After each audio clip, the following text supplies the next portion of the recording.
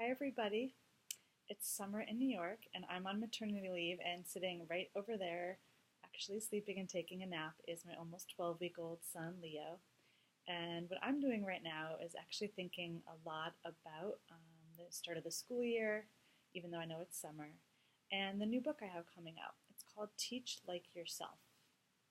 And the book really stems from what I've spent most of my career doing, which is advocating for student ownership, independence, and agency.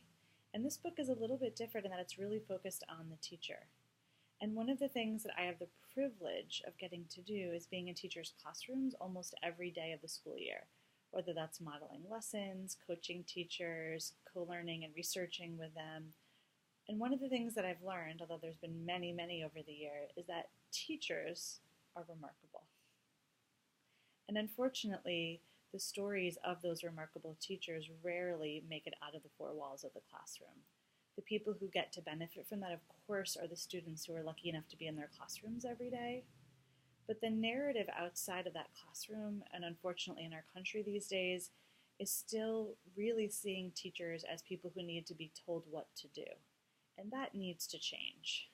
While everybody can benefit from coaching and support and professional learning, and I'm certainly a champion of that, I think we've undervalued and utilized the expertise that teachers have within the classroom. And it's time for teachers to have true agency and ownership over the kinds of classrooms they want to create. And so Teach Like Yourself is really an invitation to a movement where we as teachers get really clear on our core beliefs. Who are we as a teacher? Why did we enter into that teacher education program? Why do we step into our classrooms every fall? The second aspect of it is then to look at our practices as teachers and to make sure that our practices are aligned with those core beliefs and to figure out ways to make that alignment and that match happen on a moment-to-moment basis throughout our careers.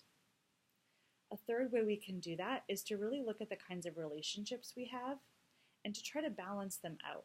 So whether that's with ourselves, which is of course primary, our colleagues, our students, their parents, to make sure that we're in relationships that are both reciprocal, where we give and we take in ways that help fill us up and nurture us and work for everybody.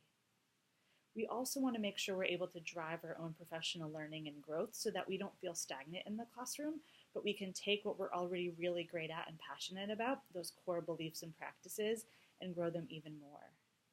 And finally, the thing that I'm working on myself, and I know pretty much every teacher I've ever met is how do we create space for self-care for ourselves? Because none of those other four things can happen if we're not our healthy, happiest selves. So we can't necessarily get in touch with our core beliefs, align them to our practices, build solid and balanced relationships, and really continue to grow as professionals if we ourselves are not well. And so those 5 pieces that I just mentioned are the core elements of a movement I'm calling the Teach Like Yourself movement. There are also 5 chapters that are the heart of the book that I have coming out in just a few weeks. And what I'll hope you'll do is consider joining our Facebook group to keep the conversation going and to spread the message that you are enough, that what your